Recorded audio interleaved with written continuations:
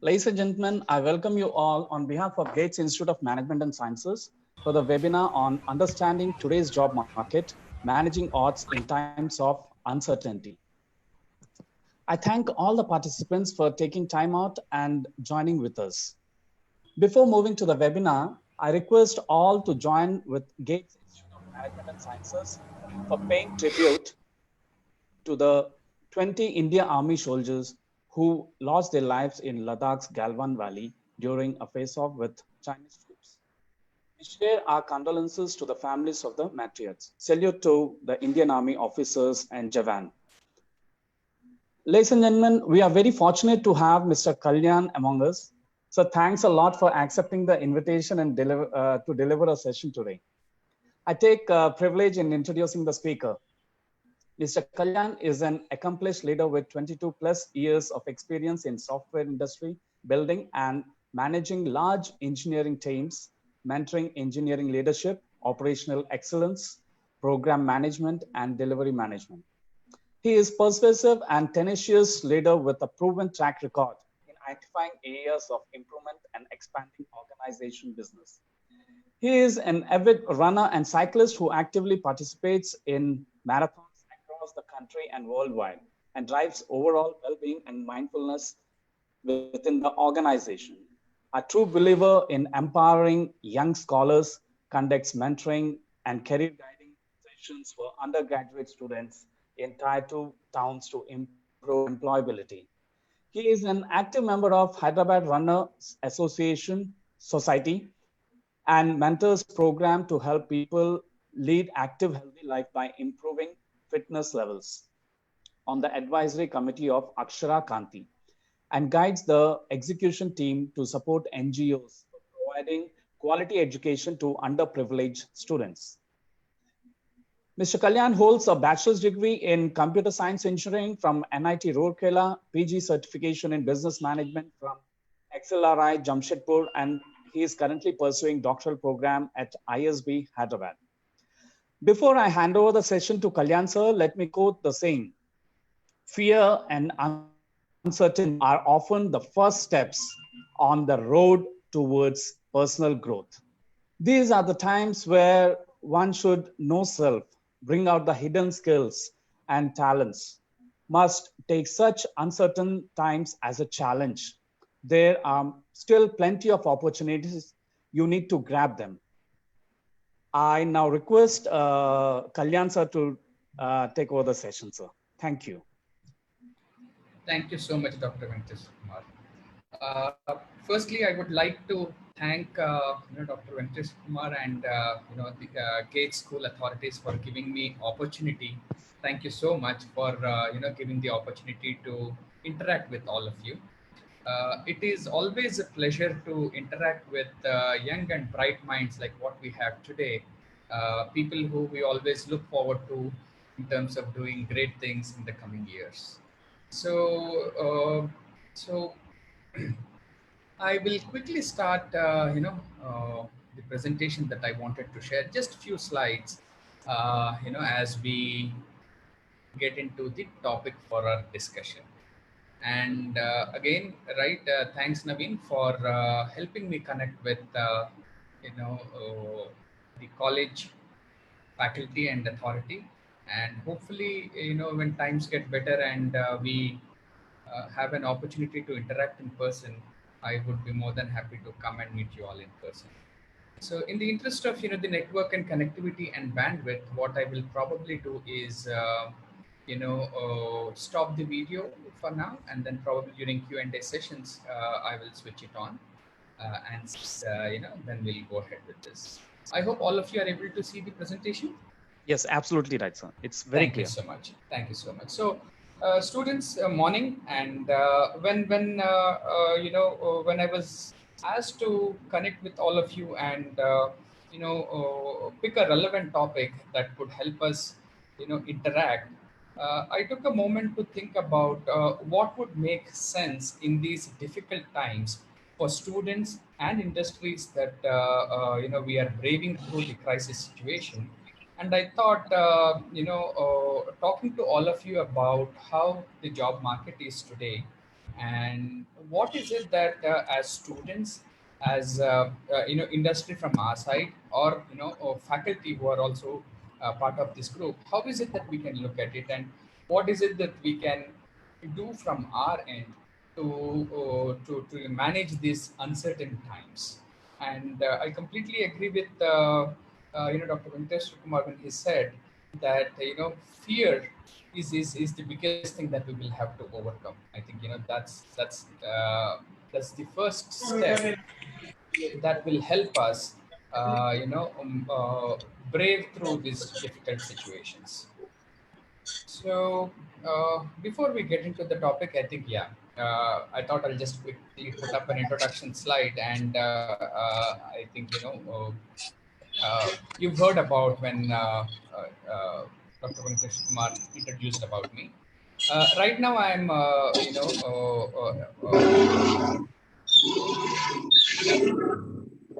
I think it'll help if people can mute, Sir, or I think I can do that as well, right? I mean, yeah. Spent 22 years of experience with software. yeah. So I hope you can hear me now. In the interest, I just muted everyone. So yeah, I've spent close to more than 2 decades in the software industry, working in companies like Satyam, Cognizant, some Total Systems, and Zenoti. Right now, I'm playing the role of VP of Engineering at Pramati, where Pramati Technologies, we partner with most of the startups, predominantly in the Bay Area, to work on some of the cutting edge technologies and building some creative solutions and solving some creative problems for the industry.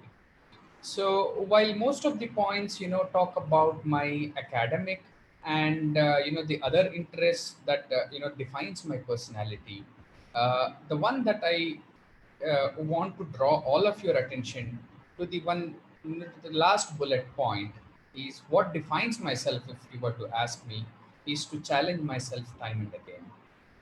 It's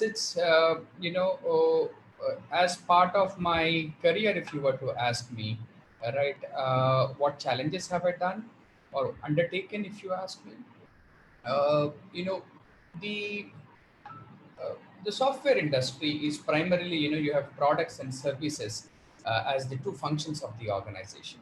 So when I thought I spent close to a decade in a services organization like Satyam, I said, or I thought to myself, what is the new challenge that I can take upon myself? And that is when I moved to a product company like some Total Systems, where they make, essentially learning management software. It's a product in software products. So, and then that transition for the next 2 to 3 years has given me an opportunity to learn and cover the breadth of the services and product side of the industry. So here comes the next challenge, right? What is it that you will take it upon yourself?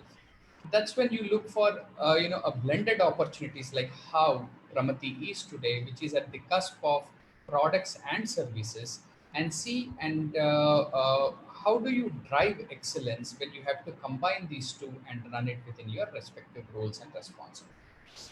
Well, that is on the professional side. On the personal side, not that I've been a great athlete during my early, as a college student myself, or the earlier part of my life, but then when you take up something, it is very important that there is you cultivate the habit of being persistent.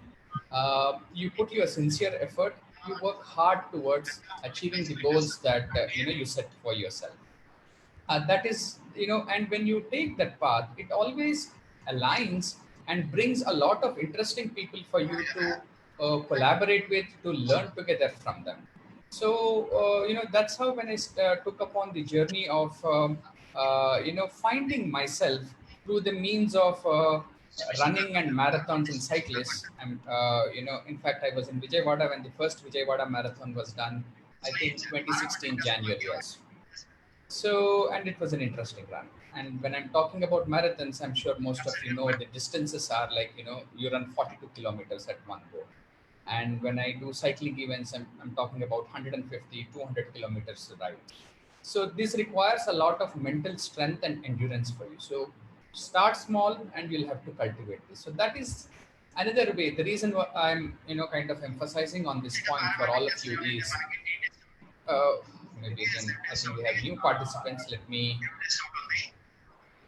mute all one more time. Yeah, hopefully it's clear, right?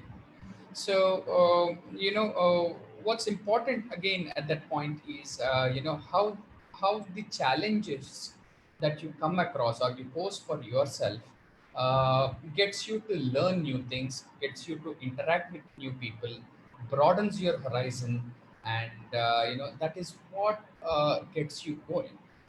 And the latest challenge that I have taken up upon myself is, I thought it's a good idea to get back to academics, which is why I'm doing a research and pursuing doctoral program at ISB, specifically focusing on leadership behavior in organization. And in that sphere of OB is where I'm pursuing a doctoral program. So enough about me. Let's quickly get into the presentation and the content that what we have today. So you know, as all of us know, right? Past 3 months have been really, really tough for every sphere of in every sphere of life that we have. Whether we look at jobs, the jobs market, the businesses, the students. I'm sure if the conditions were to be normal, we would probably be having an in-person discussion on this content. But look at this now, right? I mean, I think while we have adapted to different modes of leading the life, but it is the situation has definitely caused a lot of disturbance at an macroeconomic conditions for a lot of countries. So if when I started putting together the content for this, right, I mean, here is what I did, right? If you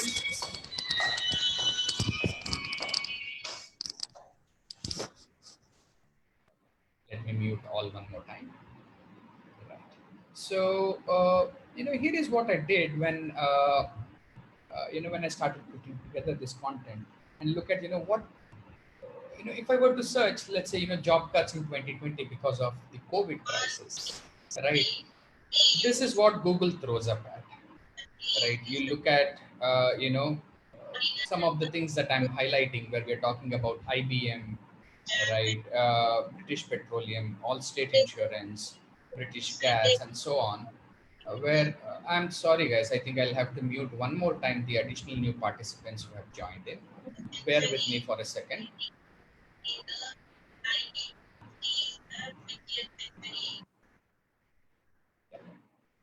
I think this is clear. So, if I may request Dr. Venkatesh Kumar, since you are the Sir. co-host, right? Yes, I yes. mean, it does break the flow a little bit. So, whenever you, please help me just mute, rest of the participants. That will be helpful. No, the thing is like, sir, if I mute all, then yourself will also get muted. So I think host doesn't, as far as I know. But let's see. Let's keep going. sure. Right. So, because you made me co-host, probably it won't mute me. Let's try it out. Yeah.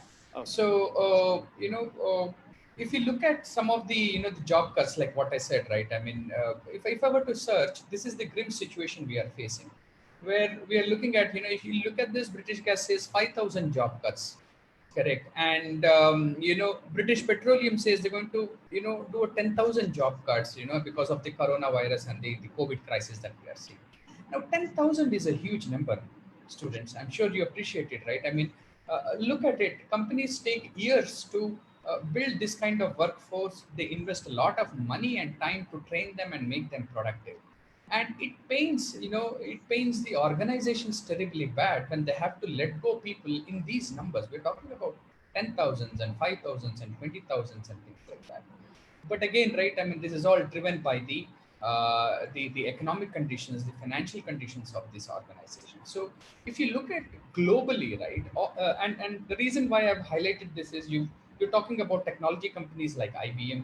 You're talking about manufacturing industries like British Gas and British Petroleum, and Allstate is an insurance player in the US, and so on. So across the industries and across the globe, people are losing jobs. Thousands of people are losing jobs, and these are all, mind you, right, well qualified, well trained people who are doing their regular jobs, right?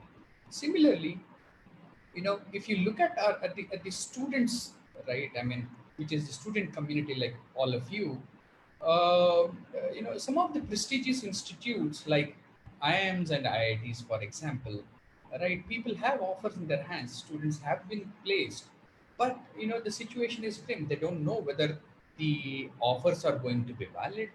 When is it that they're going to start their careers? And will the offer hold good?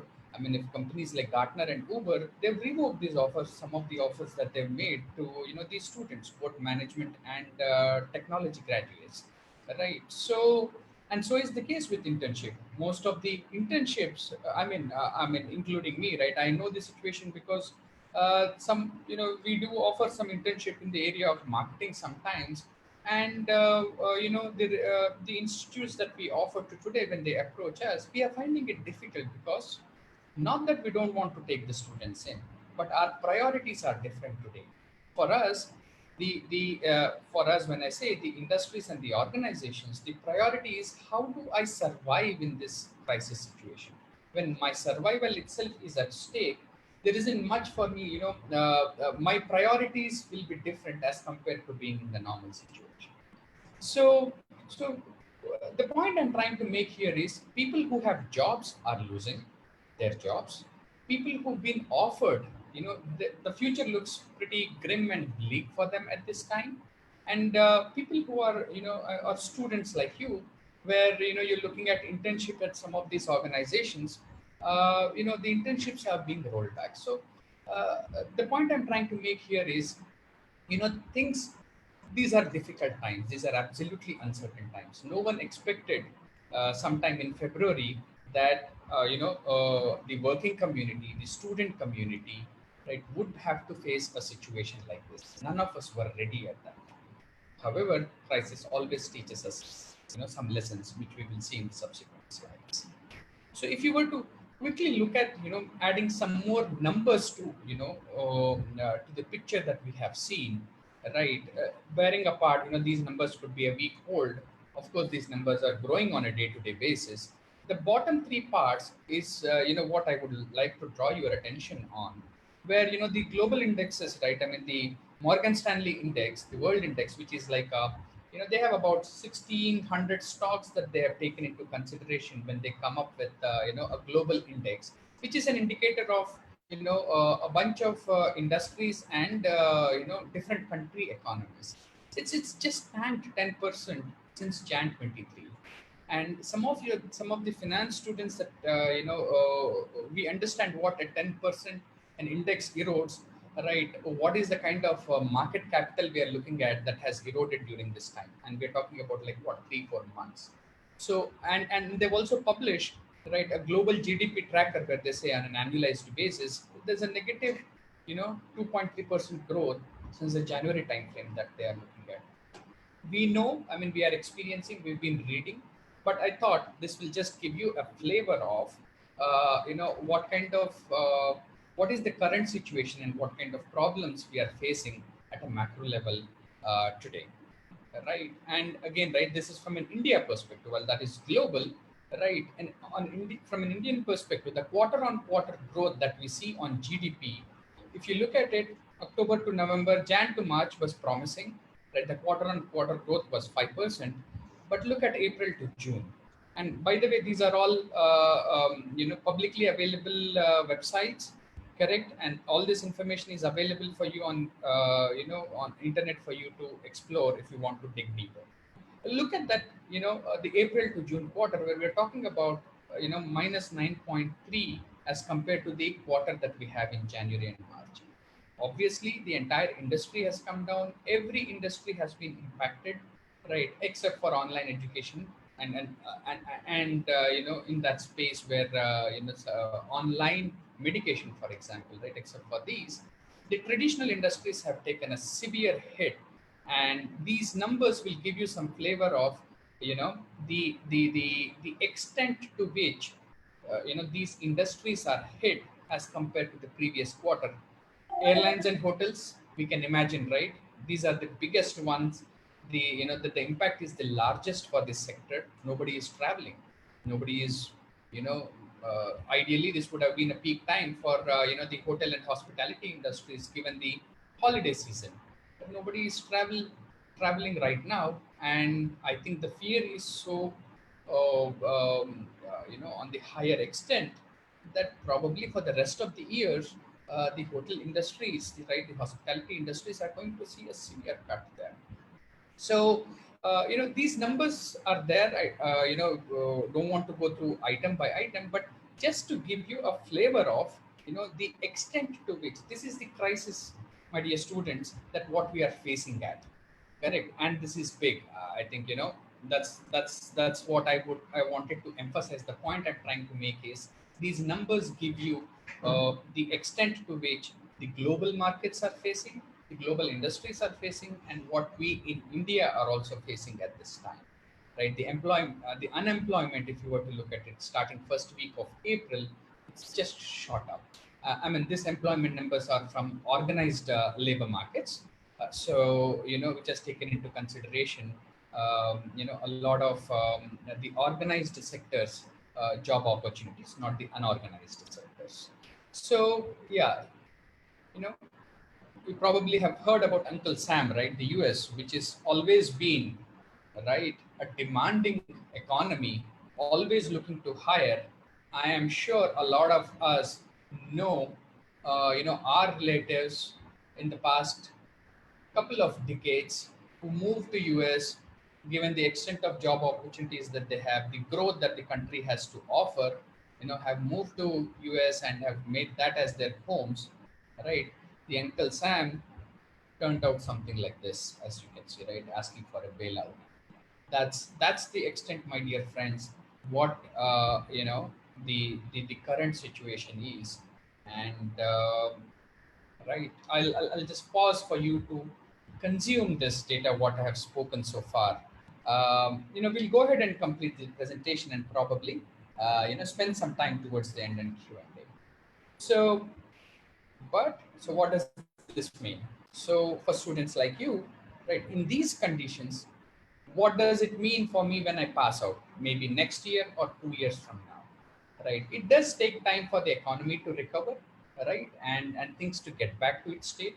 The last time we have seen a market like this was the subprime crisis in 2009, and it did take almost 2 years for the markets to recover and bounce back from that crisis.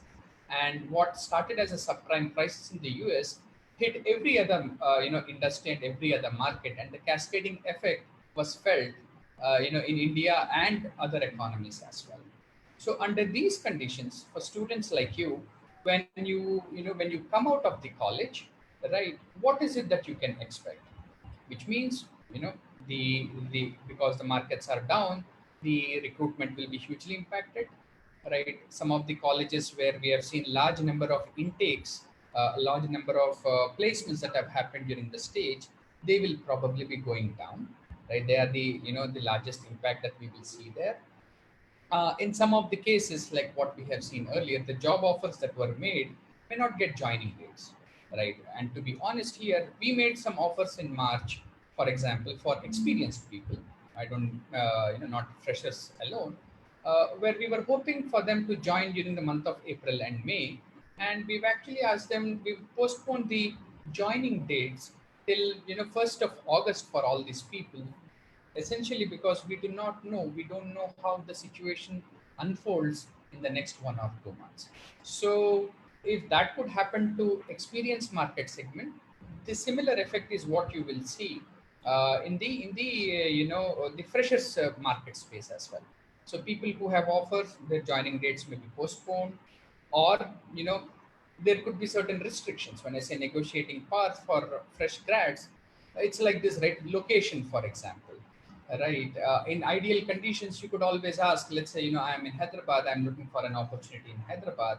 Whereas if my organization has offices across the country, I may be asked to work in any other location, in any other, in any other, I'm just giving location as an example. It could be the shift timings, for example, right? I mean, people work in multiple shifts. Normally, you get an option to uh, to negotiate if that thing doesn't align with you or if you have any personal priorities. But in difficult conditions, you lose this negotiating power.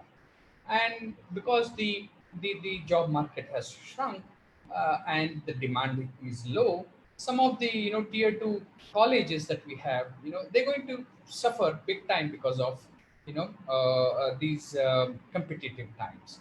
So as a students, right, as students, what this might mean is what some of the data points what we have seen in the earlier slide means is you could expect a slow hiring process, right? A pink slip culture. Pink slip culture actually means laying off people, and very competitive workplaces, right? I mean, because the intake is low, they become highly competitive. So what does this mean for you as a student? As you can read there, just being good is not good enough in these circumstances, correct? So,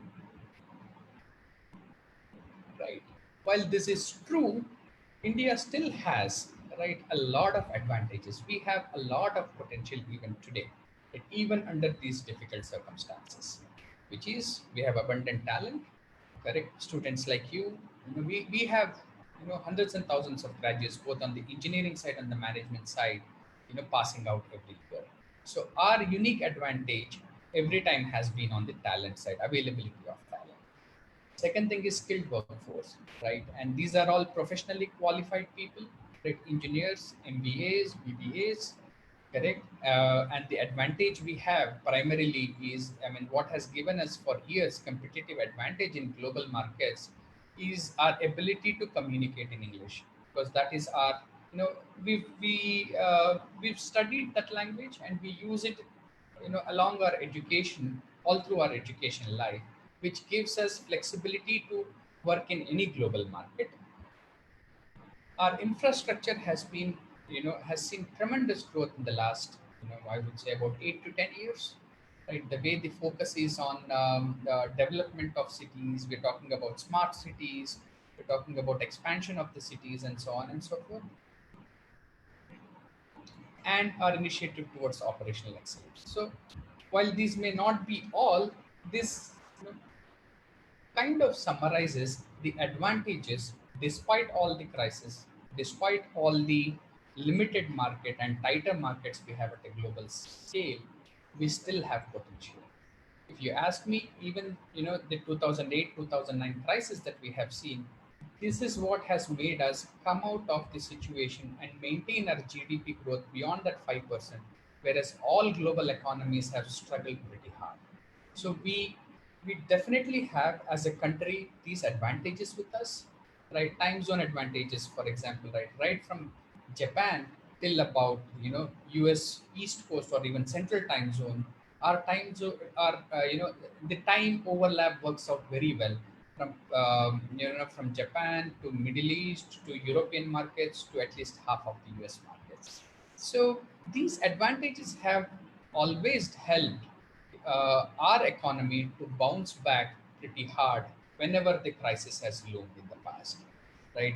Um, you Most of you students were probably young, but prior to 2008, we've seen the dot-com bubble burst during 2000-2001 time frame.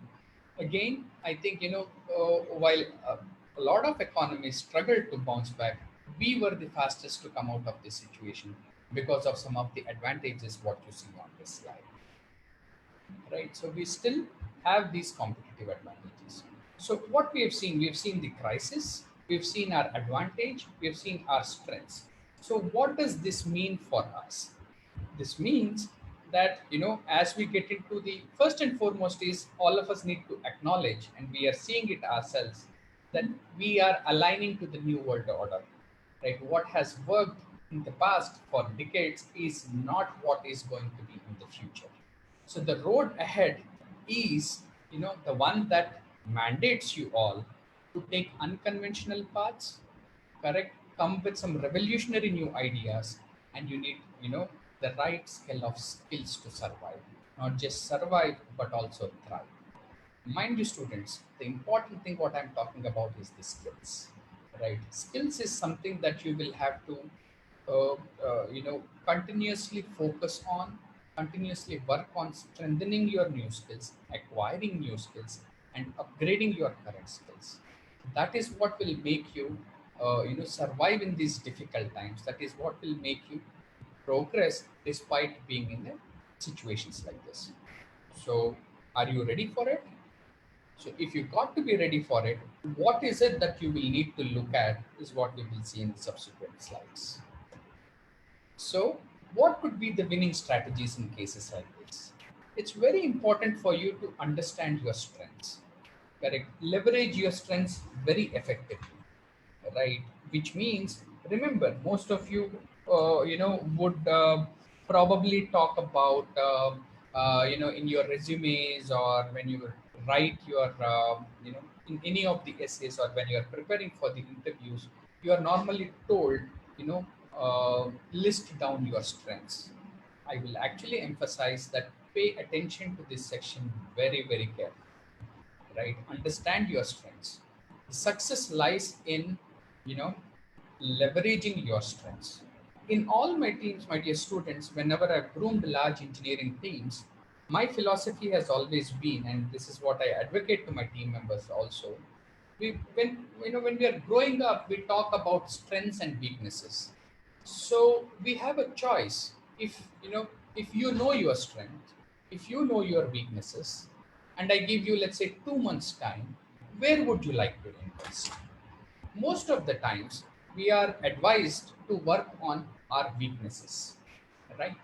That is a good strategy, but here is an alternate strategy I would want to offer you all to explore. If I was given that opportunity, I will invest it on my strengths. What do I want to do with my strengths? I want to see how I can leverage it 200%. The results that I might get in leveraging my strengths to 200%, the results will be far superior than if you are investing, the same amount of time working on your weaknesses. And what do you do with your weaknesses?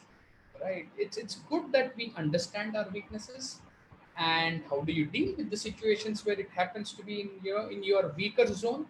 Seek help, right? Ask for experts, ask your friends. So that is one of the winning strategy what I have always been, personally it worked for me, and I encourage a lot of my team members to explore that direction. When you have limited time, and you know your strengths, you know your weaknesses, please evaluate if investing on your strengths will give you better results than working on your weaknesses. Correct? You need to expand your horizon. When I say expand your horizon, you need to start thinking beyond, right? Your education spectrum. What do I mean by that? So here is an interesting anecdote. When I was talking to a bunch of students few years back in Tenali as well, when Naveen, who's also there, a good friend of mine, is on the call, and we were talking to them. Understand the importance of education and learning, right? These are very closely related terms, and we might most of the times think they are the same, but you know there is a differentiation there. Education is what I think, our colleges, our teachers help you understand, right? It's the subject that you learn, that you understand. Correct. Education comes from our institutions. The learning comes from your ability to take this education and see what is the impact that education can create outside when you combine it with your experience and your interactions. Right. So, you know, hold on, guys. I think I'll just. So I'm muted.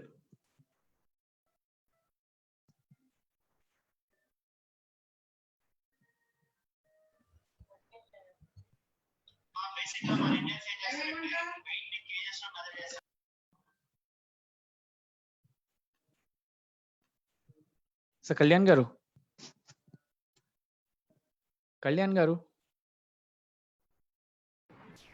So I think Kalyan it garu. muted. Yeah, I think it Yeah. muted me also. So I just unmuted Yeah, myself. that's what. Yeah, so that was Yeah. the problem. No problem. I think what I will do is, if I hear some noise, I'll mute it from my end. No problem. Yeah. Yeah. So, yeah. So, we need to acknowledge the difference between, that education and learning, and use the education as the basis for us to build our, to to create an impact via our learning. Correct. So some of these things that I'm talking about is, acquiring new skills, get out of your comfort zone. When I say get out of our comfort zone, here is what it is, right? When I was talking to some students some time back, right? Hey, my brother went to this college and he'd finished his engineering. After that, he got a placement in Infosys. So I'm also going to go to the same college and probably do the same. That will not work. That is no longer valid. Correct. Things are different few years back. If you look at the current crisis, right, how things can change in a span of 2 months is what we have seen. So what is valid or what was valid 4 years back is no longer valid under today's circumstances. So you need to cultivate this habit of getting out of your comfort zone, right? Be flexible and fit, display confidence. I think this generation has the unique advantages of access to information, which while we were growing up, the only way we could acquire information was only through reading, going back to libraries and looking at it. Now I think technology has enabled this to the extent that you have access to information in your palm, right? As simple as on the device that you have in your palm. And mind you, friends, I'm sure you all know this. Uh, the the basis for confidence is the information, the knowledge that you have, right? So expand your horizon of knowledge. Ask right questions, right? This is a fundamental problem that I see in not only as students, my dear friends. I see these problems in corporates also, in most of the companies that I have worked with, where there is a lot of hesitation in asking questions. No question is valid or invalid. It's important that we cultivate, we groom that habit of asking questions and seeking advice. Correct. In these difficult times, as you read, right, you got to really dare to stand out from the crowd, right? What is it that makes you unique? Now, you unique in the sense everybody is unique in their own sense. If we have a group of 10 people, each individual has a unique strength, a unique character and attribute that they bring, and it's important that we know that for ourselves and nurture. Correct. And most importantly, like you read there, right, you got to put your best foot forward. You've heard this many times, but you need to internalize what it means to put your best foot forward. So these are some of the strategies. As things start evolving, right, you need to start focusing on these strategies from today. Map it to your personality. As to for some of you, if I am not comfortable to being an extrovert, or being standing out of the crowd, or talking out in the openly in public. For some, if some of you have that hesitation, that does not make you any way weak at all. You need to pick up another strategy that works for you, which means you're going to focus on building new skills. You're going to focus on building your horizon and things like that. So these are the strategies that you need to understand. You need to map it to yourself and start exploring, right, as to how you may want to nurture yourself. As as we come out of these situations, as the opportunities improve and as the economy picks up, right, utilize this time to you know build these things in yourselves. So if you start, what are your odds in the new world order? Correct. If this is the situation, if this is how future is going to be, how far do you think you're going to be successful? So I thought before getting into those aspects, I wanted to show you some numbers and point out to a key message what you see as per some of the NASCOM reports that we have seen. On the left hand side, right, you see two statements, or some certain data elements that you see there. Correct. As part of an annual survey that Aspiring Minds, it's an organization that helps in nurturing people on employability as a finishing school, right? When they did this survey, right, when they did this survey across some of the organizations that hire fresh talent, right, this is what they found as part of the survey, that 80% of the Indian engineers are not fit for the jobs. Fit not technically, but technical knowledge is only one aspect of the overall employability what organizations see. A table down below, right, across the what do you say, each stream of education, you look at the employability percentage. Employability here is measured in terms of how many people passed out and how many of them got jobs within 1 year of passing out. That is how they've computed these numbers. If you look at those numbers, right, uh, you know 2020 is projected numbers. Even if you were to take 2019 numbers, if you were to look at it, right, more or less, if you look at it, right, it will average out to about 40-42 percentage, which means across all the streams, only about 40-42% people are getting jobs. Correct? A corollary to this, probably you would say, are there enough jobs in that case? And the table on the graph on the right hand side actually says, yes, there are, right? When NASSCOM did this survey, right, you see that in 2018, the total job openings were about 140,000, and the university talent that came out was about 78K. There is a 62K difference that you are seeing there. And this is what they projected in 2021, saying this gap is going to grow much further, right? Right. The number of jobs that are required are going to grow. However, if you look at the relative increase in the number of students passing out is not that much, which means, right, the gap is growing, and which leads us to a very ironical question, right? There is a gap, which means there is a lot of demand more than the supply, correct, but only 50% are getting placed, and some surveys say 80% of the people are not fit for the jobs, correct. uh, I hope, I mean, it would have been easier again, right, if it was a in-person class, but I'll try to make this point very, very clear that, do you see the gap? The demand is high, right? People are looking to hire, you know, graduates and talent from the market, correct? To the extent of, the gap is 62,000, but only about 45% of the people are getting jobs. Why this disparity? Right? I mean, why is this gap? If there is demand, all of them should get placed, correct? Why only 40% of them are getting placed? My dear friends, the gap is because of, the lack of the right skills for them to make them employable, which is what, I just wanted to stress upon in the next slide as to how do you look at these skills and competencies, right? In terms of, the breadth, the depth. If you normally look at it, Gartner gave this beautiful report way back, I think, about 15 years back, but I still like the way they have represented this, saying you have a genre called specialist, where the focus is on the depth of your skills, correct? There are different streams of jobs. For example, product engineering. When I say product engineering, this product could be, in the automobile space, a software product, or a mobile product, or any of these spaces.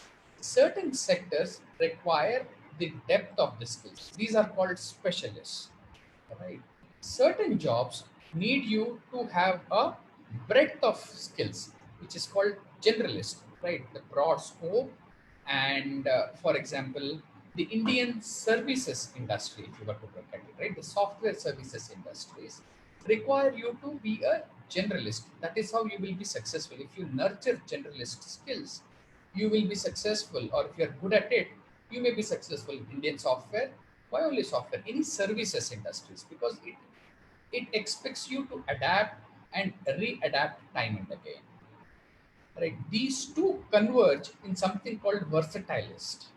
Now, versatile skills, as we call it, the versatilist derives from this word. You got to have the ability to go deep when it is required. You need to have the ability to, increase your breadth based on the time and situations that it requires. Correct. So these tough times actually helps you, or to focus on how do you build the versatilist skills, which means, right, you nurture that. If you are on the if you have any engineers in this group, you got to focus on your digital and coding skills, correct. Focus more on writing more programs.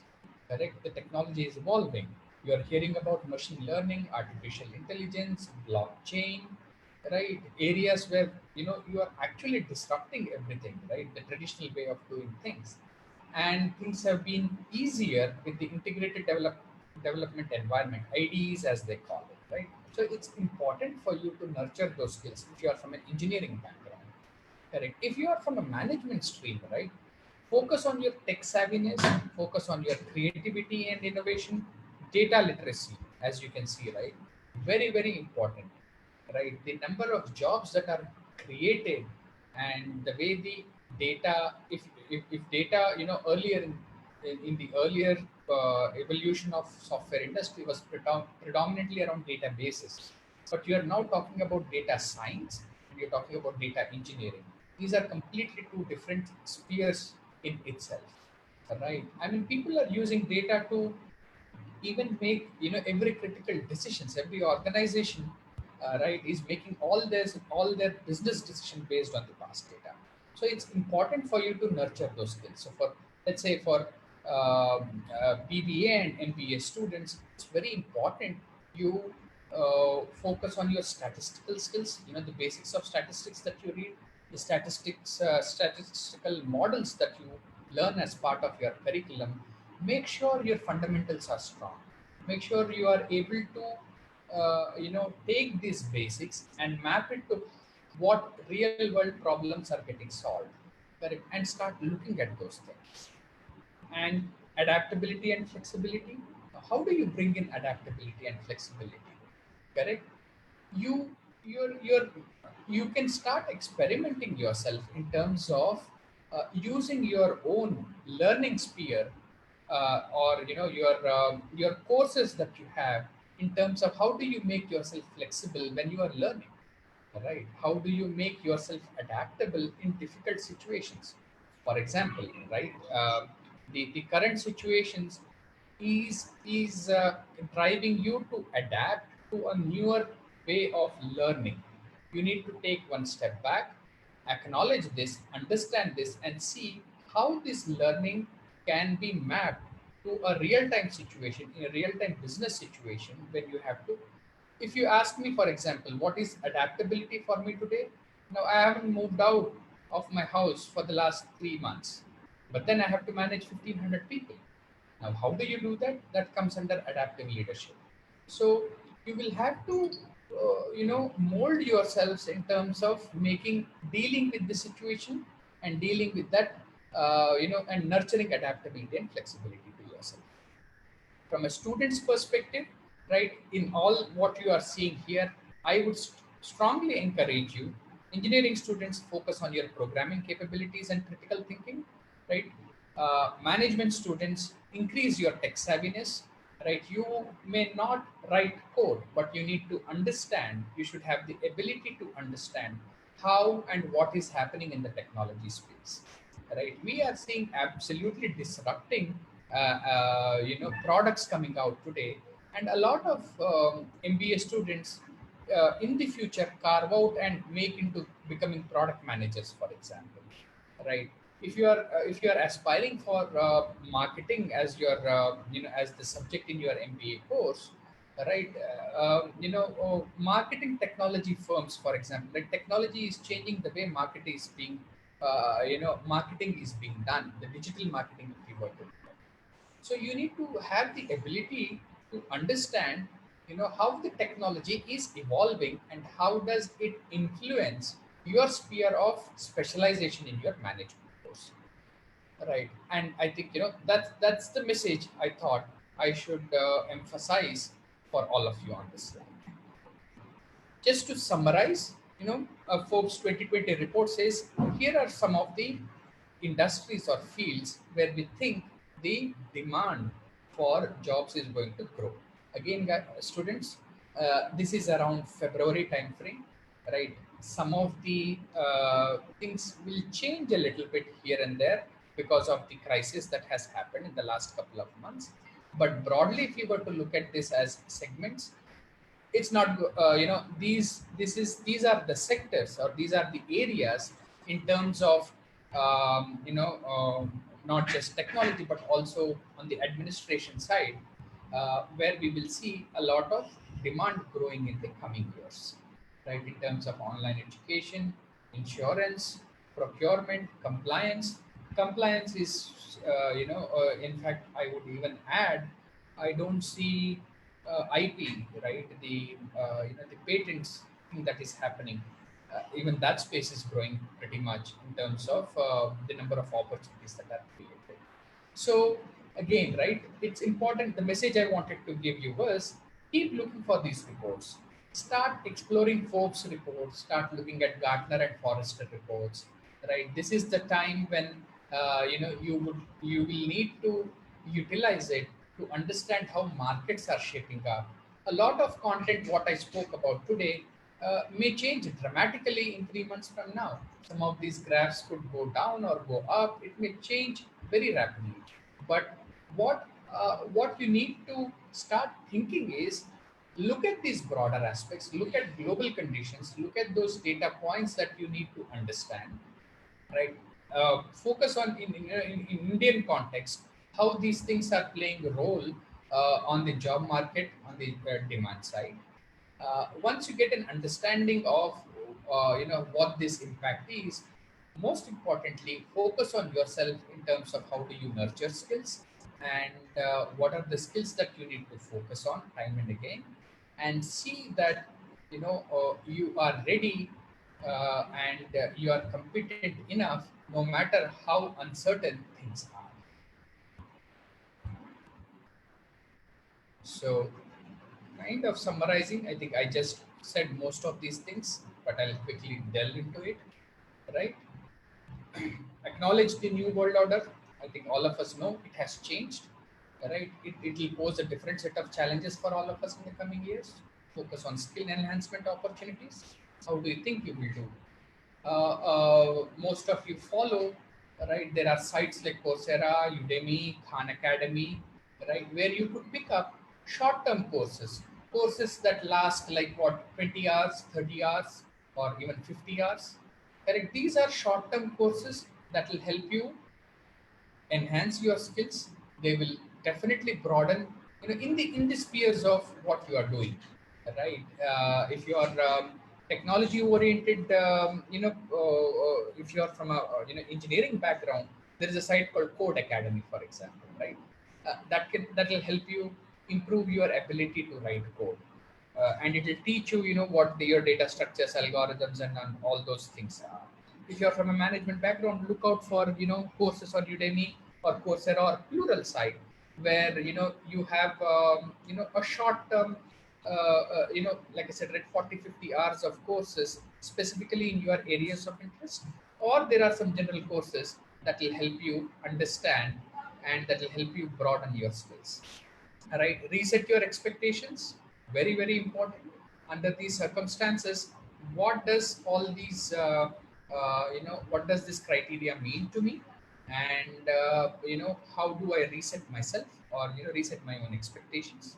These expectations could be in terms of salary, in terms of location, designations, or whatever you want, right? And yeah, very important for you to work with experts, right? And if you think you are still not ready for the job, right, under these difficult circumstances, pursue higher education. It always helps, right? Research as a field is evolving, is very, uh, re- very much required in Indian context. For many, for very many years, right, our focus has been on postgraduate education, which means, BTech, MTechs, MBAs, and so on. Very little effort has gone into the research stream. I know when I talk to faculties at ISB, when I'm interacting with them, they are they are really looking for, and I'm sure many other education institutions in the country are looking for research oriented people who have done good research in the past, and people who have industry experience to take up academic roles. Indian academia is, there is a lot that needs to happen in this space, and teaching as a profession or academia as an opportunity field is seeing a lot of demand. So, if you think your skills are more research oriented, you should pursue it further. You should start doing it at this stage itself, right? And I'm sure when you, as a students, when you went through the these entrance examinations, etc., the fierce competition that exists outside. So make yourself strong enough to face this fierce competition that you will face. And the only way you'll be able to come out of this unhurt is, through your skills and competencies. Focus on your skills and competencies. Focus on learning. Learning is not restricted to the boundaries of the textbooks that you read. Right? Break those boundaries. Use internet to the maximum possible extent. Use alternate sites like what I mentioned, Udemy, Coursera, etc., to strengthen your skills. And like I said, right, get help from professionals. Very, very important, right? And if you were to ask me, right, create your presence in social media, get yourself registered on LinkedIn. Very important. If when a lot of organizations today hire, right, at senior levels, right, my recruiter, for example, if I ask her to hire a director of engineering, and there is an application someone has applied, she would go back to their LinkedIn page and try to identify, again, not just the qualification. Remember what I said, education and learning. My recruiter doesn't look only for the education, she looks for the learning in that person. How does that happen? Well, I have seen a person speak at a particular event. I have seen him publish articles, right? I think he read that paper and wrote a small summary of it, and I'm impressed by it, and so on and so forth. So utilize this opportunity to create your identity on in available social media. Create your LinkedIn profile, go read an article, and if you think there is something meaningful in that article, come back to LinkedIn and publish your review saying, I read this post, this is what I liked, this is what I didn't like. Have an opinion and air that opinion. This will not only help you to broaden your skills, it will make you confident, it will also strengthen your job application now or in the future. So, these are, some of the things that, you will have to start looking beyond the regular boundaries of, the education and jobs, and start building yourself, right? The focus is not inside out but outside in. The focus is on you, right? Focus is on your skills, focus is on your competencies. So work hard towards building those, and seek help wherever you have to. So, you know that brings us to the end. I think I've spoken continuously for the past 1 hour, but like I said, right, this is something Naveen and I really like talking to students. And many of the times, let me start the video as well. Many of the times we don't realize, right, how time passes. So I think students, I think that is the message that I wanted to leave you with, right? In these difficult times, your differentiators is what you need to focus on, and these differentiators are your skills and competencies. Focus on building them, work hard, identify your strengths, take help from your faculty, take help from your seniors that take help from industry experts, from your relations that you have, right? Gather as much information as you can, uh, put them all together. This is like a jigsaw, right? You piece them all together, and that will only make you a stronger applicant, and that will make you competent enough when you take on your jobs, or when you prepare yourself for jobs in the coming days. With that, I think I will end the presentation, and if there are any questions, I'm happy to take in the next 10 to 15 minutes. Yes, sir. So my voice is audible? Yeah, I can hear you. Yeah. So a very good presentation, very nice, and wonderful session that was. And so there are a few questions. The first one is from Anudeep. It's there. What is asking is, there is some recruitment process now in the COVID time. Hello. Yeah, I can hear you. Go on. Yeah. So in this COVID time, whether the recruitment process is something different, or what is the exact process they will be conducting? What is the extra that is the panel members will be looking at. Correct. So here is how, Anudeep, I would like you to consider this situation. If you were to look at your placements, right, most of the times it is usually, they will ask you to do take a written test, and then there will be some kind of in some cases some organizations go through a group discussion, or another round of elimination before they finalize for you for the personal interview. Per se the process would not change, but what would change is the because the demand has slowed down. When I say demand has slowed down, when we instead of hiring, let's say, 100 people, they'll probably look forward to hire 40 people, which means they are always looking for your expertise in the subject that you are studying. If you are an MBA student, what major subject you have taken, what is your what most of the times, right, everybody even in engineering or a management stream does an industry project, right? To what extent have you gone in your industry project, right, the internship that you have done? How well are you able to articulate your problem statement, and you are understanding what you had from your internship?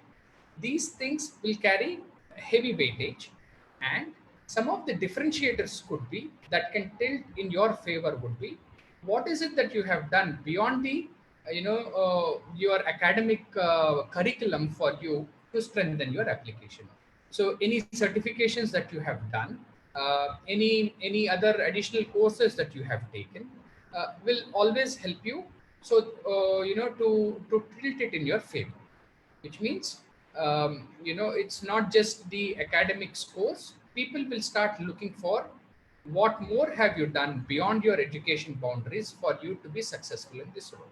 So I see that the recruitment process, in the evaluation process, the recruiters would be looking for aspects like these, where they want to know what more you have done beyond your regular curriculum. Rightly said, sir. And these were the days, I'm going to say 2-3 months, where one should have been upgrading their skills and all. Correct. Yeah. So there's a question which Sure. has come from the Facebook. Uh-huh. So they're asking, like, in your PPT you said job prospects. So there was one point was there, like content. Yeah. So can you just explain that? Content creation. Now look at content creation is it cuts across multiple industries. For example, online education, as it is picking up, correct, the content that is required for you, take as an example Byju's is today doing across, right from your grade 1 grade 2 courses till about preparing you for your entrances till about 9th and 10th. That how do you crystallize the content, see, to meet that medium, correct? In fact, a lot of you must probably have heard about design, right? User experience and design. Today content create, I mean, it's called design writing. When I say writing, is what is the content creation, correct? For online education, how do you create the content meaningfully? Which means, let's take traditional education as an example. Today you have a lot of textbooks, and these are hundreds and hundreds of pages of textbooks that you have written. You can't put them all in a digital format, correct? The content has to be presented in a very unique way. Content has to be created in a way that can be consumed on a mobile device, for example, right? So the experience is undergoing a dramatic change, right? So the content, when I say the user experience based content creation, similarly for marketing, right? Marketing today, we were talking about, the traditional websites and all have changed. Today you're talking about digital marketing. The content has to be created as videos. It is no longer in text format. Today we are talking about audio files and video files and interactive files. So that is how, if I were to write a marketing, on a marketing assignment in a traditional way, I would try to write and then put it on the website. But today you're talking about how do you convert the text to audio video format and put it on YouTube. So the content creation is undergoing a lot of transformation to meet the digital requirements, and that is creating a lot of jobs. So that is what I meant when you see the content in the presentation. Yeah, well said, sir. As in today's era, content writing is one of the upcoming industry. Yeah, certainly.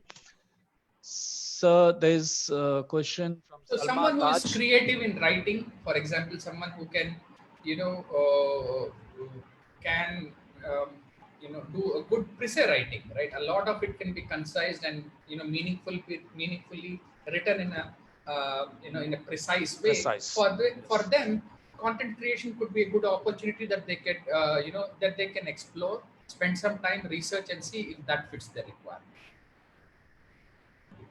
So it's like, smaller the size, it matters a lot. Absolutely right. I mean, imagine, right? I mean, we have these textbooks today. We can't have all Yeah, these textbooks when you are using mobile as a medium for learning. Correct? absolutely. So there's a question from Salma Taj. She's asking what will be the scenario of job opportunities year after? Because one of the slides you were showing, it was, there was a data related to 2021. Correct. Correct. Like I said, right? Most of these predictions were prior to COVID. Correct. COVID will definitely change. My guess is, the previous crisis, what we have seen is economy driven.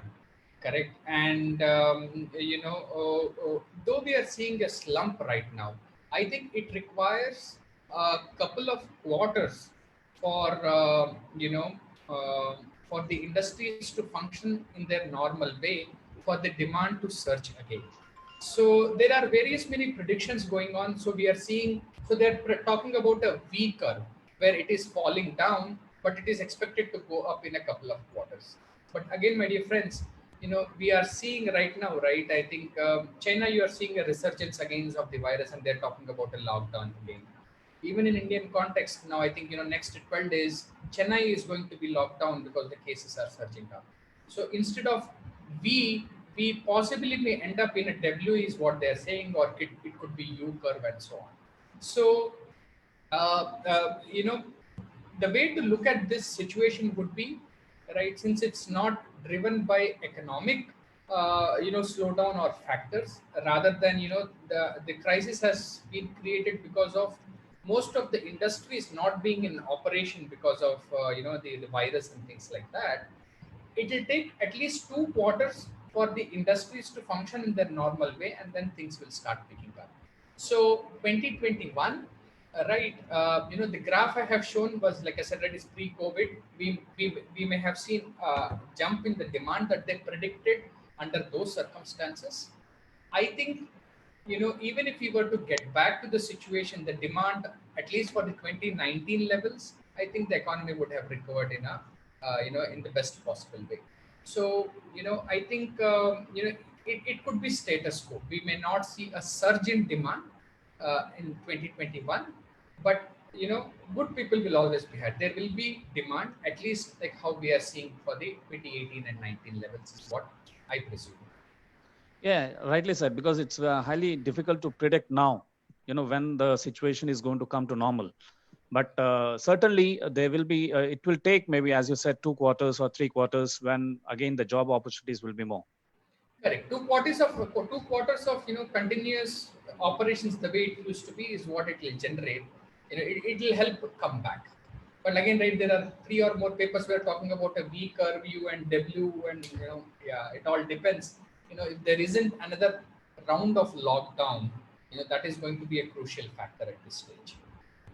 Yeah, there's a question from Mr. Giri Prasad. He's asking, what are the new areas to develop to get placed in this pandemic situation, apart from the skills that you have listed down? So any other? Correct. Correct. Compliance is growing big time. Procurement is changing big time. I mean, if okay, I'll break it into two parts. More from BBA and MBA students into one areas, and I think Dr. Manchester, you said that we have engineering students also as part of this session. So I'll try to break it into two streams to answer that question. If you look at for the MBA and BBA students, the big transformation what we are seeing is actually in the insurance industries right now, right? I think none of the insurance sectors, or the policy framing has never anticipated a situation like what we are going through today. So the insurance is one sector where it is going to change a lot. The compliance sector is going to change a lot. Procurement for MBA, BBA students, the procurement as a field is where they're expected to grow. If I were to look at from a technology perspective, artificial intelligence, machine learning, blockchain. Blockchain will see, especially in, when I say blockchain, do not get confused with the cryptocurrency aspect of, I'm not talking about the Bitcoin side of blockchain. There are various many other, you know, dimensions to blockchain. So blockchain, in my opinion, is absolutely going to change the banking operations in the coming few years, right? Especially on your know your customers, and the due diligence that these guys do in the banking sectors. They're going to see a huge change in the coming years, because of the blockchain activities. Artificial intelligence, right? I mean, the machine learning, if I were to focus on, right, that has dramatically, it's going to it will change a lot of engineering functions in the organization today, correct? Where machine learning being, I mean, look at it, right? Machine learning is now used to reduce noise. Google has just sent out, right? Some of you hopefully have read it. If not, I'll encourage you to read it. Google Meet, which has seen a surge because of this crisis, and Google Meet being used as a platform for a lot of communication. They're using machine learning techniques to reduce noise in their transmission. So we are seeing machine learning algorithms being created in every sphere of life, right. In fact, I have known a startup in Hyderabad where they're using these firms for recruitment, for candidate selection. They're trying to use machine learning techniques. So and machine learning, the basis starts from your statistics. So for engineering students, right, focus on machine learning skills. If you were to do it, two parts to it. One, focus on your statistics as a subject, and as a programming language, if you were to ask, focus on Python as a language. These are the high in demand opportunities in the technology space. I hope that answers. Yeah, got a question from Facebook, sir. How employability leads to available certificates or degree? I'm going to say, like you were talking about Udemy and then Coursera and all. So Correct. will that lead to a higher chance of employability? Absolutely. So it manifests in two ways.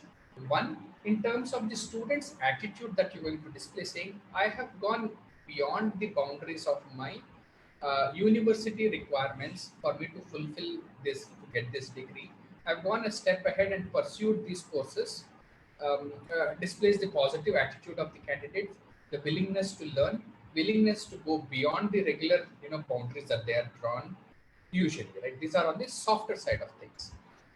The skill wise, if you were to look at it, right, obviously attending these sessions will definitely broaden your understanding of the subject. It definitely gives depth. As simple as this, I even today I take courses on Udemy, when I these 20-hour courses that are required, because some of the examples that they give, right, I mean, again, they give you in a beginners, advanced, and highly advanced stages. If you look at some of the highly advanced courses that you have, it definitely strengthens your understanding. It definitely expands your understanding of the subject, gives you more command, correct? When it's like this, if I were interviewing someone for a job prospect and I look that beyond your regular curriculum, you've done Udemy courses, I would like to understand why the person has done and what benefits it has given. It leads to a very healthy conversation between an interviewer and an interviewee, and then it gives an opportunity for the student to to present themselves more positively. That's, like I said, right, softer side. And the hard side, in the hard skill side, definitely the subject better, right? I mean, when you go through these sessions, it deepens your understanding of the subject. So if you ask me, I would definitely encourage you to do this. Yeah, as you're answering this question, there was a question which was popping up stating that, sir, there are some courses which doesn't have the certificates. I'm going to say they charge some $50 to $75. They So give you a simple. without That is fine. certificates also, how to Yeah, put yeah. in the CV? No, you can, so if you look at your resume format, right? You always have this section which it says others, or what is it, other certifications you have done. Where normally what I have seen is people put, I have done some Rotary work. I've been part of Leo Club, and I've done some Leo Club activities or Rotary Club activities. I have participated in intra college competitions, and I won these certifications, etc. Right? So anything that is beyond your curriculum course is what we consider as extracurricular activities. So you can always state it that as part of these extracurricular. I mean, that's what extracurricular means, right? I mean, beyond your curriculum. So beyond your curriculum, you may have done intra-college competitions, you may have done this Udemy or a Coursera subjects also. That's totally fine. It's not necessary. Certificate is just a way of showing that you have completed. But even if you state what people would be looking for you is, did that help you increase your knowledge? Did that help you gain more understanding about the subject? I think that is what the interviewer would be interested than just the physical certificate. Absolutely right. Certificate is just a paper, maybe in that case. So whatever the knowledge, the way you're speaking, the way you're quoting the examples, the thing that you have learned, and you are, answering the panel members' questions. So that's more important. Correct. So there's a question from Soshila. She's asking, what are the challenges that we may be facing post-COVID scenario when we join a new firm?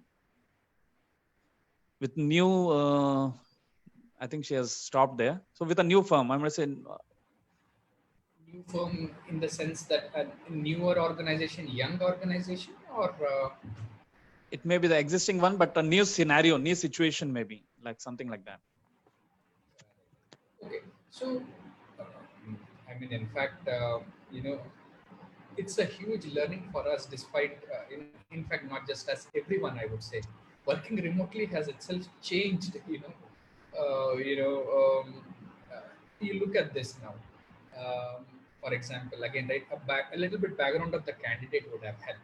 But if there are any MBA HR students, right, this is a fantastic opportunity in terms of thinking innovatively and creatively.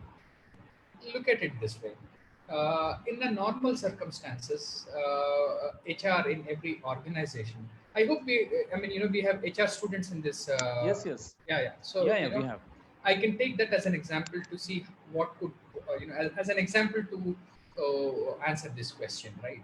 Uh, HR normally are involved in a lot of employee engagement activities. Now, these employee engagement activities are when you actually talk to people in person. They do a Friday afternoon, some competition, some event where it brings people together. Right. Now, how do they do in these circumstances when everyone is working remotely? Right. It poses a different set of challenge.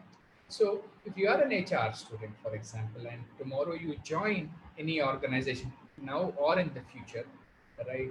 In fact, if you follow TCS, a few weeks back, TCS said they are actually looking at increasing their workforce working remotely because probably they are saving some costs. So, in the situation post COVID, right, if most of the people, if the working model itself turns into working remotely, the current policies of or the frameworks of employee engagement have to evolve dramatically. Correct. Uh, when I go to office every day is how I develop my bond with the organization. Right. That helps people retain. Retention increases. Now in remote there is no physical attachment for the people. I don't see people, so the level of attachment has changed completely. Under these circumstances, right, an HR has to, work really hard, work creatively. I mean, people are still thinking. as to how we solve this problem, that the same level of employee engagement and motivation exists beyond, even if you were to work remotely for a longer time. So different people are, I mean, again, right? Any of the MBA HR student, if they want to pursue research in this area in the future, this is a fantastic opportunity, right? As to how to, COVID, I mean, not just COVID, but even in the future, if remote working is the way of organizations to, run their operations, how is employee engagement or employee motivation is going to get affected is a fantastic research topic, right? Things like this. So these are some of the situations how the real time workplace situations are undergoing change, which spans into or which makes us think innovatively and comes with some creative solutions. We'll have to keep trying. There is no magic wand that gives us this is how we're going to solve it. We're going to try something. It gives results. It doesn't give result. Then we'll mend it. We'll work on various different ways. And if someone wants to actually research this is a fantastic topic for their dissertation. Yeah, it's a really a very challenging time for the HR guys to Correct. handle all the HR people. They're working remotely. For example, technical. If I were to take extend it to technology teams, now people are working together and they work on particular deliverables for a particular project against the timelines.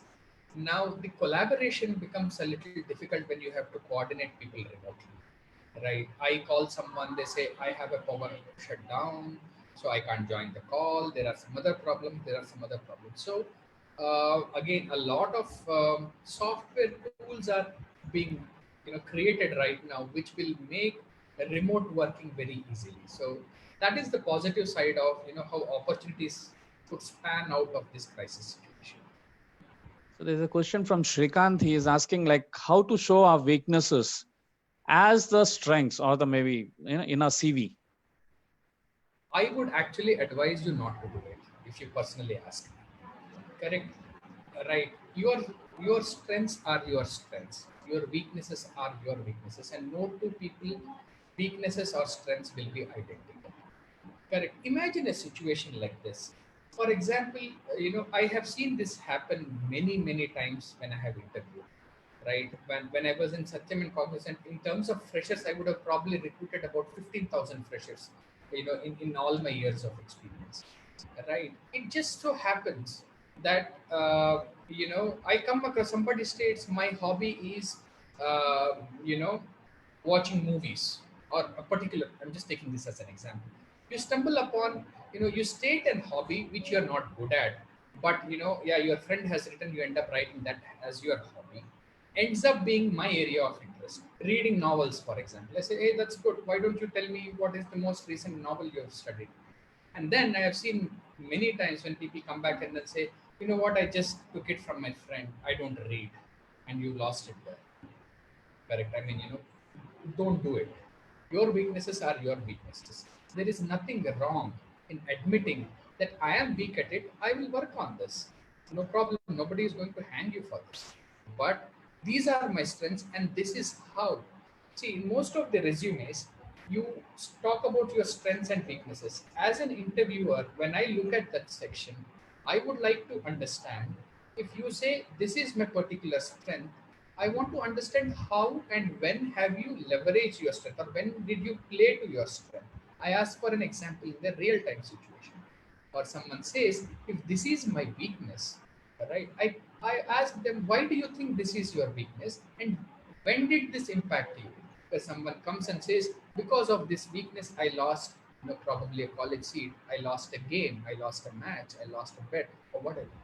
And the next question is, what are you going to do about it? People have different answers, but being honest in your resume is the best way. Do not attempt to mask your weakness as your strength. State what your strengths are, state what your weaknesses are, as long as you are clear about how you will use your strengths and how will you work on your weaknesses. That is all I would advise you. Yeah, rightly said, sir. Now, there is a question which most of the MBA first year students, will be asking you. They are very much interested in like picking up the specializations. Now, Mr. Chindi Janardana, he is asking like which specialization I need to go based on this COVID. Any finance, marketing, or HR like. See, two ways of making that decision. One, uh, you know, your personal interest and your strength is what I would advise as your first criteria, right? If you are good in your finance subject and wanted to pursue it, or HR is your interesting subject, or marketing is your interesting subject. Your first criteria to make that decision should be your which subject you are passionate about. Now, coming back to the second part to it, the second criteria, if you were to map the current COVID crisis as a basis for you to make the decision, right? In terms of priority, I would actually put HR as priority one. The reasons I said before, right? These are practical problems where HR is facing today as to how they manage the employee engagement if this remote working has to go on for the next 6 months. You probably have heard about companies like Google announcing that they're not expecting people to come back till year end. That's another 6 months we are talking about. If 6 months, they have to work remotely, right? The employee aspects, how is it that they need to focus on? So there is a lot of emphasis that is going on.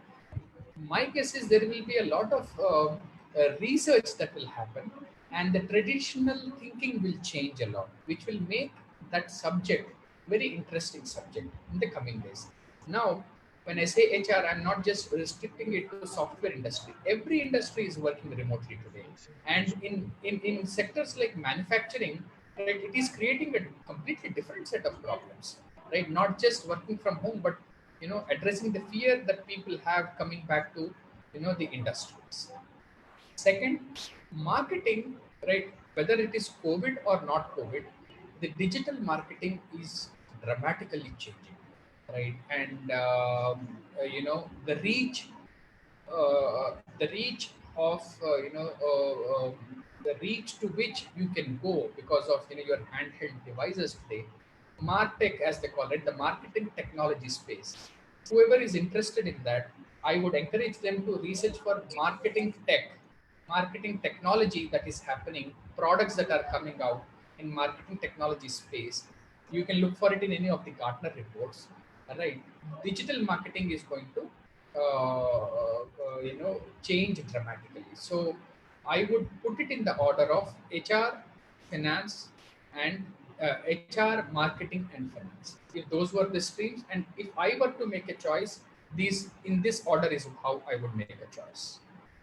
Okay, so you said the finance is the last. Okay, according to sir, so that's what students who are aspiring, for the HR, there's a plenty of job opportunity, plenty of challenges, and Plenty market of is open. challenges. Yes, It's yes.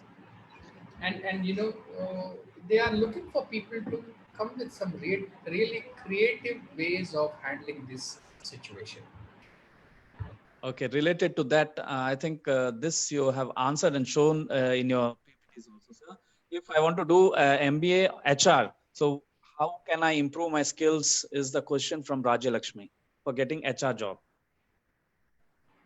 One, I would say, if you are pursuing HR and that is what you want to pursue as your future course, please make sure that you have good understanding of your subjects.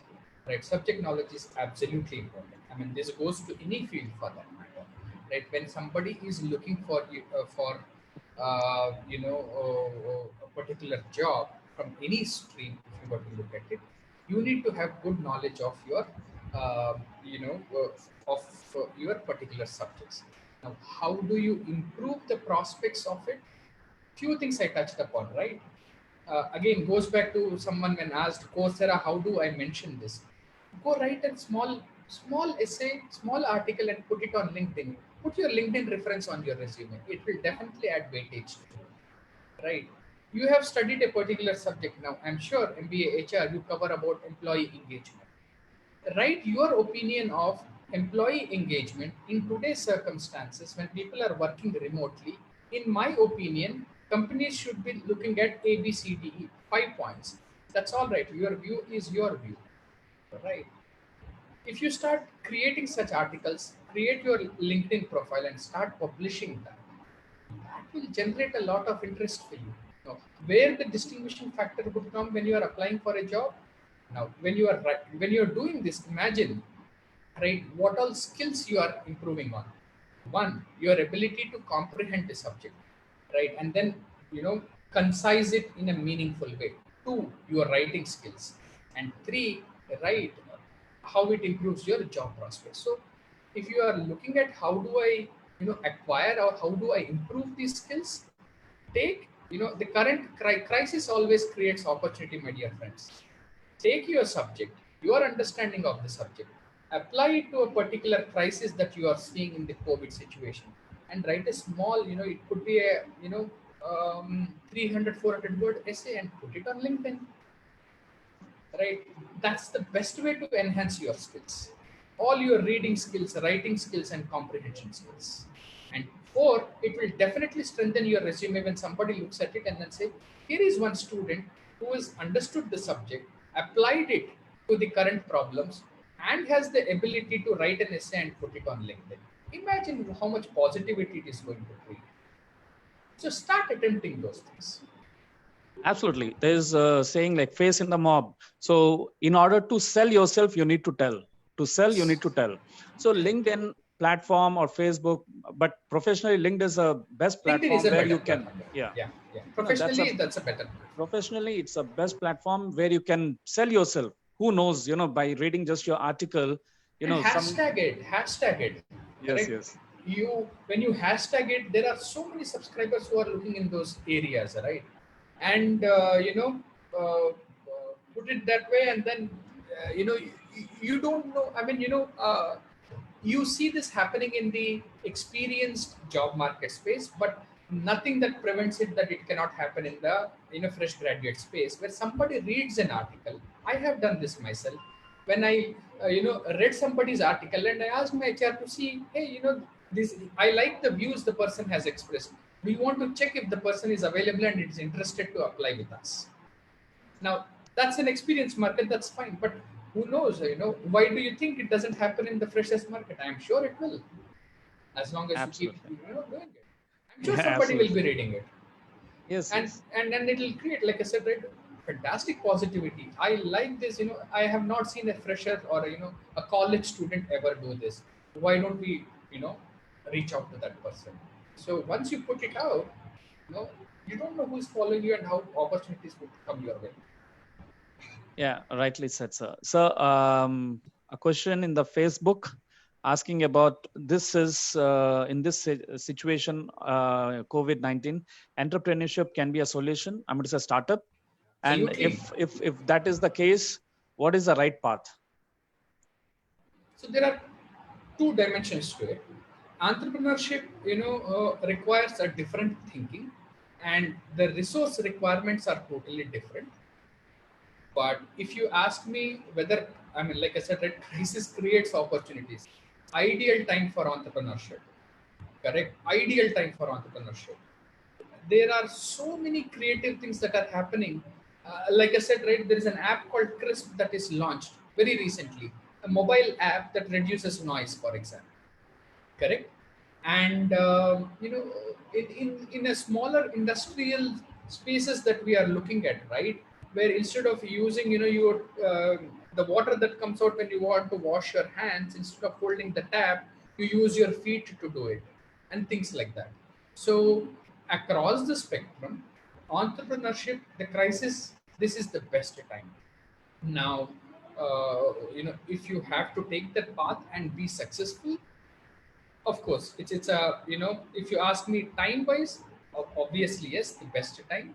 But how to make it successful, the path is different. It depends, which part of this problem you're trying to solve, and what are the resources at hand, and what does the where does this fit in the market and the strength of the ideas. So that's a complete topic in itself. But if you were to ask me, is this the right time? Ideal time. If you have a good idea that can be converted into an opportunity and nurture entrepreneurship, nothing like it. Yeah. By what resources can we get knowledge as yours? Acha. So you're like Chalta Firta encyclopedia. Very nice. What resources can we get knowledge as yours? Monica, cheers. Reading, plenty of reading. Absolutely, absolutely. It only comes through reading. the only mantra is read, read, and read. Right. Yeah. So subscribe to the required set of journals. Subscribe. Most of the things have become online, much easier now. Right. Look at all these sources of information. You can subscribe to them. Most of them are free. And as they keep coming into your mailboxes, read them, discuss with them. Correct. Discuss with your friends. Discuss with people that you know. You understand viewpoints and counter viewpoints. Both are important, and and it's a continuous process, right? Once you cultivate the habit of reading, and very important as you grow in your careers, right? There is there are many researches that I've done, and they say, right, successful CEOs read one book every week. Right, it's not that it's a race, it's just that every book has a lesson for them. They want to go back, take it, try it out, make changes, and so on. So yeah, reading is the best way to cultivate that. Yeah, so you have been in the fact, I would Naveen is a voracious reader. Right, I mean, he's gone beyond these books and into many spiritual books also. So Naveen, if you want to add anything. That's what I was just about to ask. Naveen sir, if you're there, and can you add something to that? Naveen sir? Yeah. So what I believe was, in order to increase your knowledge, mainly three things. One is reading books. Second is attending any courses through online or face-to-face. Third, meeting people. So out of these three, which is in our control was reading books.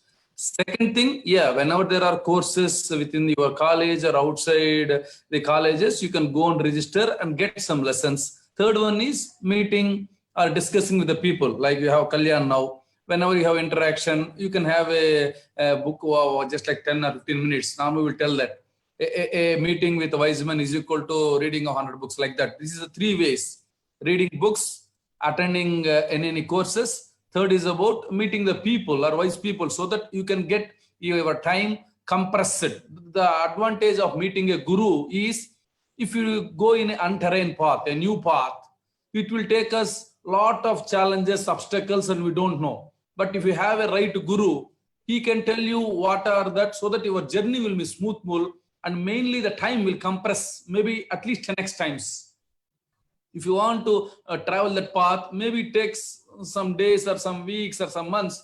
With have a guru, you can complete with a span of time, and you can have the journey smoothly.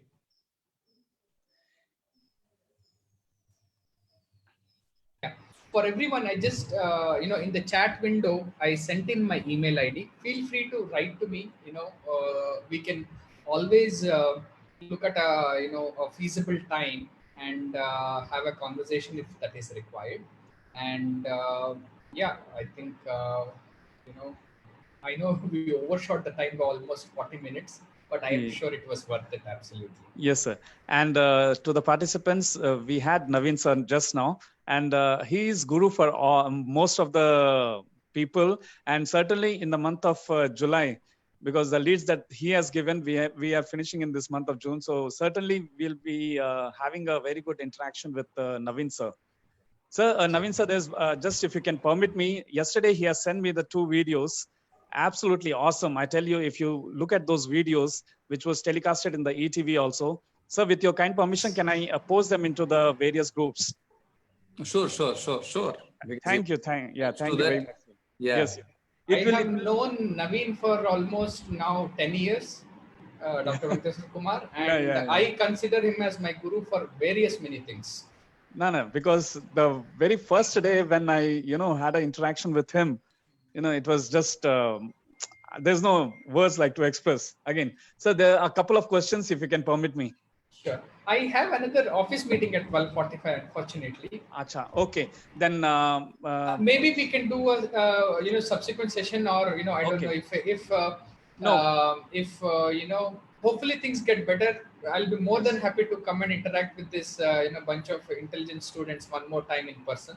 Let's see how sure, things sure. shape up. Yeah, no, but I really thank you because you said 12 and now it's 12:40, so 42 minutes extra. No Anyhow, problem. No problem. I yeah, know, yeah. So, I really don't like to do this, but yeah, there no, are no. certain Yeah, constraints that I yes, have to absolutely. manage right now. I Huh? just give me a few seconds, sir. Sure, sure. On behalf of Gates Institute of Management and Sciences, I thank Kalyan Garu very much, and then all the participants for the patients listening and shooting the questions and the way sir has answered all of them, because there are so many comments that are coming, the feedback, where most of them were like the way you were answering the question was it's awesome, right, sir? So thank you very much, one and all. We are signing off now. Thank you very Yeah. much. Thank you very much, and all the best to everyone. Thank you. Yeah.